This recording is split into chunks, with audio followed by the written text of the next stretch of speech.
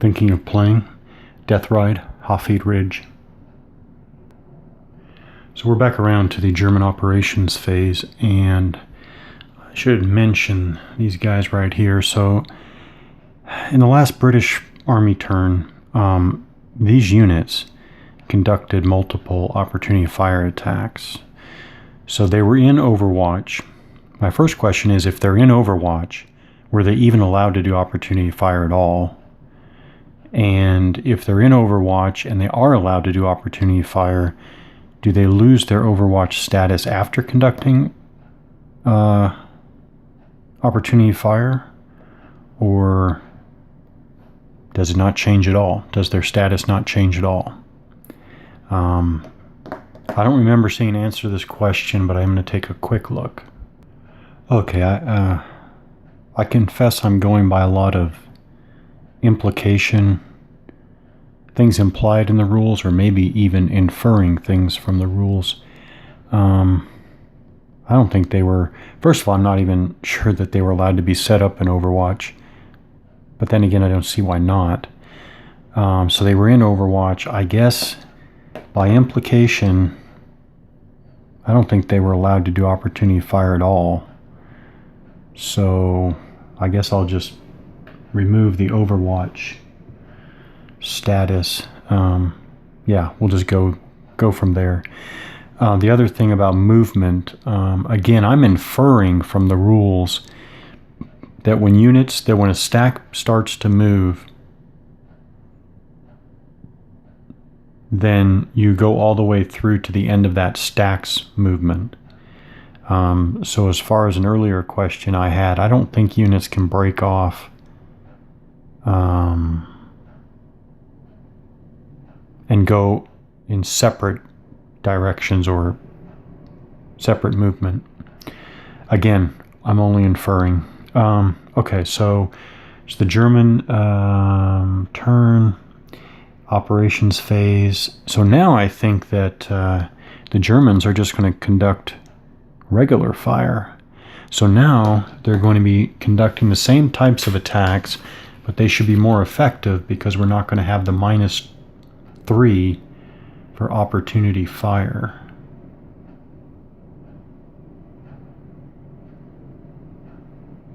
Yeah. So we'll just start with the lead unit here.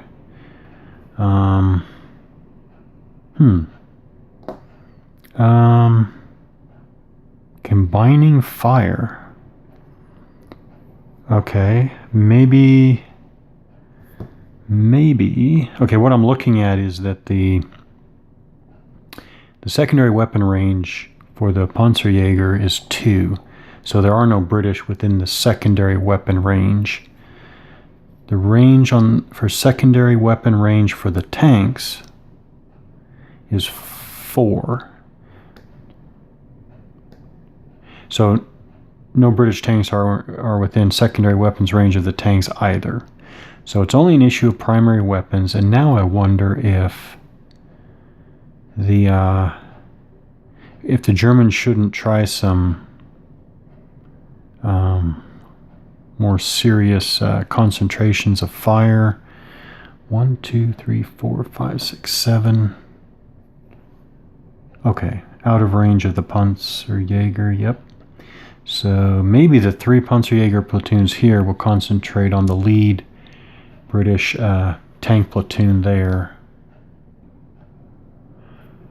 Okay, so I think I'm inferring again.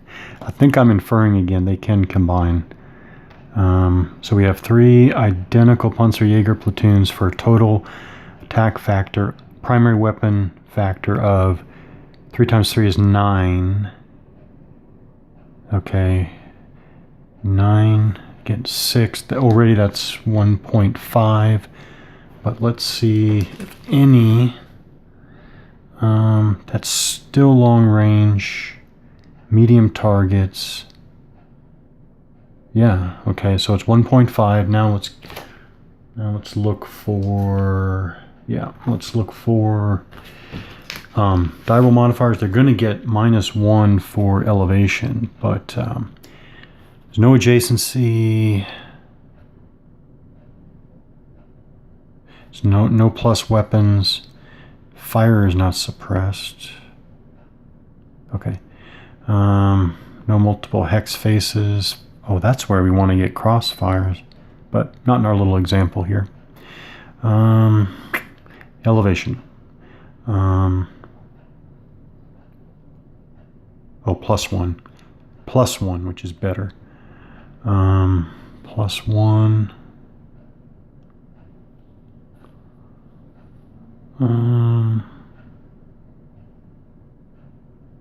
Yeah. So +1. Okay, it's quite a bit better, I think. 5 + 1 is 6. Yeah, so 1.5 column. 5 would have been an S1. +1 for the elevation bonus is S2. So we get an S2. So it's going to be a red. Suppression 2. And then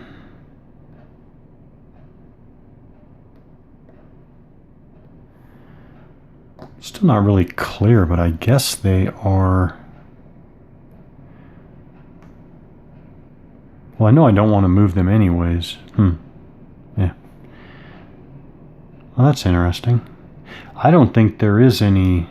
So if the panzers here want to attack the same unit, I think that's fine. I don't think there is any rule that says you have to, all attacks on a particular hex have to be combined for the turn or anything like that. But I think I'll see what I can do by spreading this out more. The effects, fire effects. So I think the panzers will fire at the top platoon there. So it's going to be defensive 6. No, I think it's 0.5 again. Right, it's 0.5, but there's no defensive fire penalty. Oh, so it's 0.5 + 1. It's actually not too bad. Oh, and there we go. Rolls a 9, + 1 is 10. So let's see what we can get on a 0.5 column. 10 is S2. Not bad. Now, the S2, I guess, would apply only to the target that I went after, that I targeted, not by hex. So I'll have to separate those out, and then I guess I would mark my fire. And let me double check what I've done here. Okay, I do think that was correct. So now we go on to the unit suppression recovery phase. I think the phasing player reduces suppression, then both players flip. Oh, yeah, no, British are not phasing player. Then both players flip reds to green. So I think that goes like that. And then I'm going to remove our markers. And we're going to pick up with the British Army turn. And yeah. All right, so before I start the British Army turn, I'm going to add, beef the British up with some indirect fire now. So the 4th Royal Horse Artillery with trucks. I'm going to add them to the British side. So artillery and mortars. Both sides used artillery to enhance their conduct of the battle. Artillery may fire by itself as long as it fires at an enemy unit that is seen by a combat unit the artillery supports, which has a clear line of sight to the target. So the Royal Horse Artillery here is going to be supporting the tanks here. Use. When an artillery or mortar, not heavy weapons, unit is used, it must be turned over to show that it may not be used again that turn. If Rule 3.7 headquarters is being used, artillery units must be... Okay. Firepower.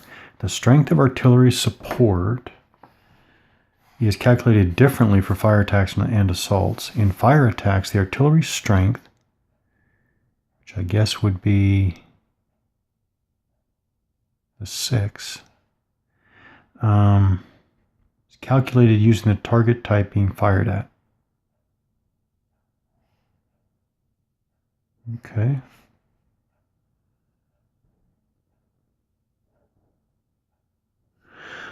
Okay, so we'll see what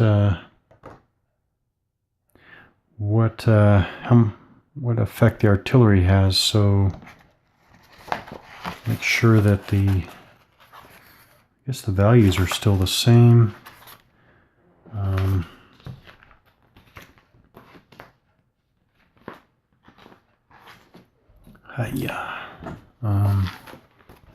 No. Artillery with plus example. That is our Royal Horse Artillery. So that means that this is artillery greater than or equal to 100 millimeters. Oh, okay. So in firepower against the medium targets, it actually isn't any different than the rest of our tanks. It's just, as makes sense, it's more effective against soft targets, which we're not playing with here yet. Okay, so, well, it's some extra combat factors, I guess. So what is it? It is... well, we'll see. So at least the British are going to lose an entire turn in their advance here. 3 platoons out of 4 suppressed. The remaining platoon, primary weapons range of 5, only a combat factor of 2 anyways.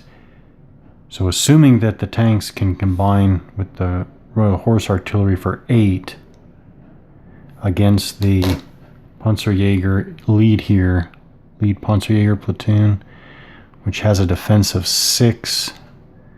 So even at 1-to-1, they're going to be subtracting 3 for dug in, and I think another one for attacking higher elevation. Although I wonder what that means for the indirect fire. But anyways, if it's 4, 10, you can barely get suppression. Well, what I'll do here is I'll roll. Yeah, I didn't get a 10, so I won't even bother looking. I'll assume that. So, yeah, so basically they lost an entire turn. I'm going to add another company to the British here, but still want to see how this works. So basically, yeah, they fired, but I won't even bother marking them. We're going to go to the suppression recovery. I think because these are not adjacent to an enemy, they can recover 3 or 2 suppression levels. So they're unsuppressed now. All right, last thing I'll check is I will make sure that those 2 could actually combine in their attacks, and then we will pick up the German turn again. The Germans are just going to execute 1 combined direct fire attack. All units are going to mass on that lead tank platoon. It's 16 attack factors. Yeah, against a defense of 6, which is like 2.67 or something like that. So we'll go with 2.5 column, and again +1 for elevation bonus. Yeah, very average 5 + 1 is 6. 6 on the 2.5 column. Yes, 2 again. Darn, need more than that. But we'll see what we can do here. So red 2, that, and then there would be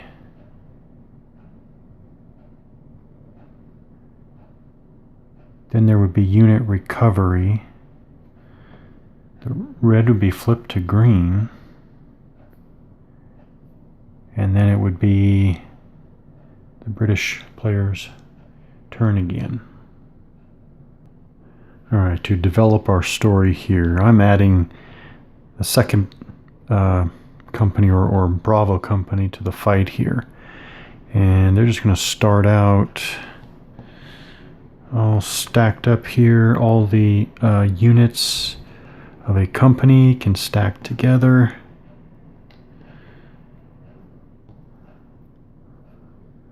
Like that. Start just beyond observation range, like Alpha Company started the little example here. And then I'm also going to add the headquarters for second RTR. There's second RTR headquarters, so start him right there. So now British operations phase, and we can go ahead and move these guys up. They are going to try to flank to the west here. All right, so yeah, it doesn't really matter at this scale. I don't think the entire company, the entire company is going to stay together. 2, 4, 6, 8, 10,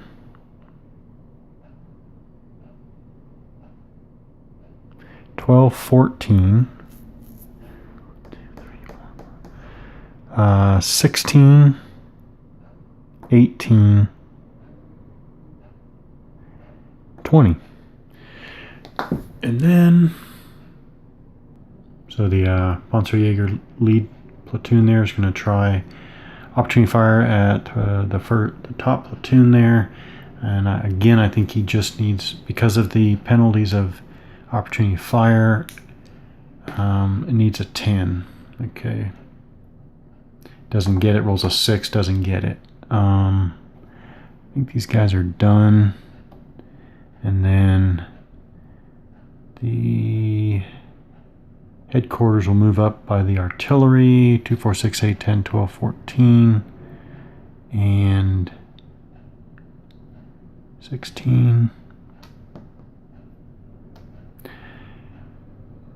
And then let's figure out again, what can suppressed units do, if anything? Okay, so this is important. A quick review. So suppressed units, although they must halt when they receive suppression for the remainder of that turn, it looks like they can move. Yeah, they can move.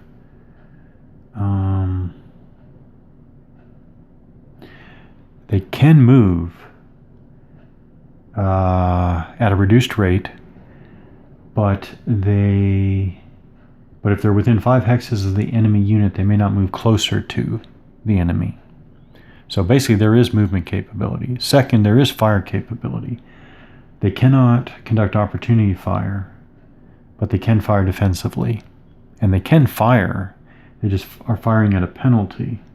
So this unit has level 2 suppression. So for each level of suppression that a medium or hard target, this is a medium unit, it loses 10% of its combat strength for attack and movement rounded down. So it has a attack factor there again of 2. So I don't have to do the whole calculation, because 20% of 2 is going to be 1 point something, which is going to round down to 1. So attacking 1 against the Panzerjäger platoon that has a defense of 6, already it's 1 to 6 odds. However, you can fire. The Hafid Ridge fire table says attacks at lower than 1 to 4 are allowed at 1 to 4. So this isn't where you have to have some minimum strength to get on the fire table. So I think it is on the lowest column, the 0.25 or 1 to 4 column. Now, here's the problem though. It's -2 for the suppression level and minus another one for firing up, which is -6, or -3, minus another 3 for the unit being dug in is -6. There's no way. Only if there are no die roll modifiers at all can you get anything on the first column there, and that's only if you roll a 10 you get an S1 result. But with -6, no possibility of getting a result, so ineffective. Okay, that was a review on suppressed units. We still have these units which can combine with the artillery. As a matter of fact, we're going to do that. We're going to try to suppress that unit so we can move the trail platoon. So these two platoons plus the artillery are firing at the lead Panzerjäger platoon there. So it's 4 plus 6 is 10. 10. I think it's, okay. I think it's 10 against 6, and then we'll do our die roll modifiers.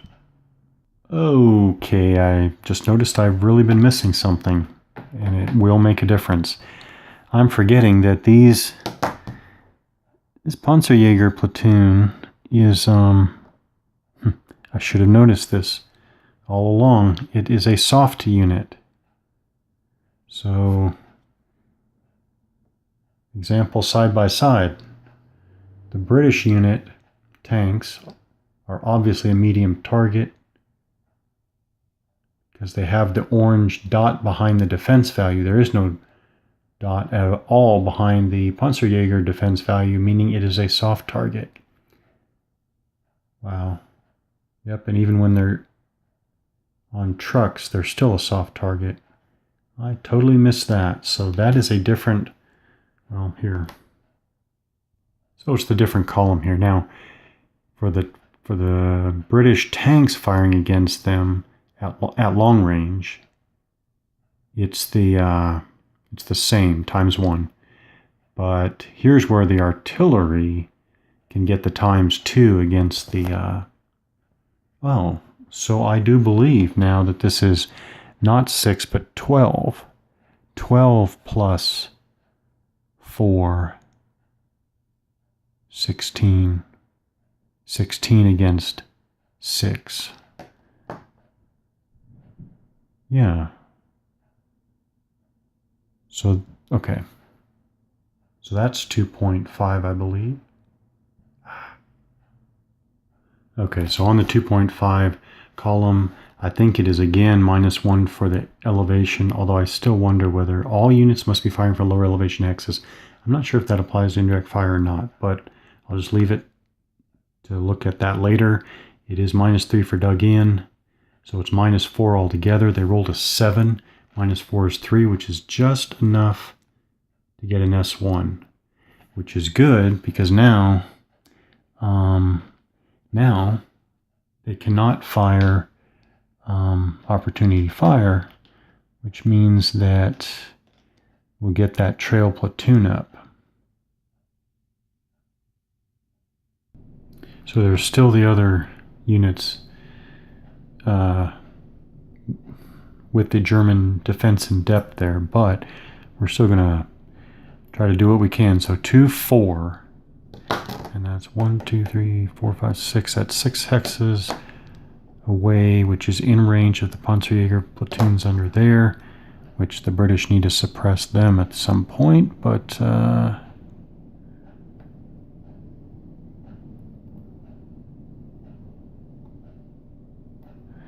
yeah, so they're going to fire together, so that's 6. Yeah, 6 to 6. That's 1 to 1, +1 for higher elevation.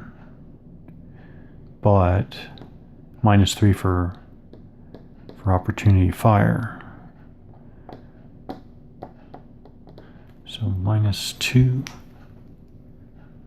-2, -2, 6 down to 4. Ooh, 4. It's actually no effect.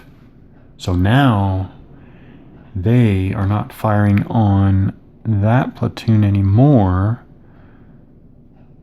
So then it's well, see if the tank, actually they are clipped by the hill. So I do, if I see this correctly, we're getting through. 4, 6, 8, 10.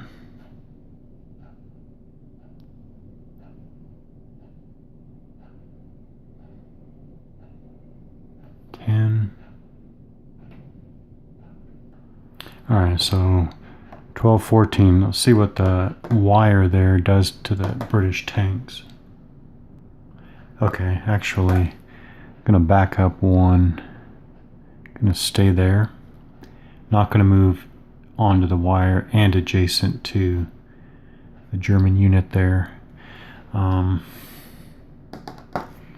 That would be the end of the British operations phase. We go to recovery. So this would, unit would recover. Remove my markers. And it's the end of the British operations phase, or turn, player turn.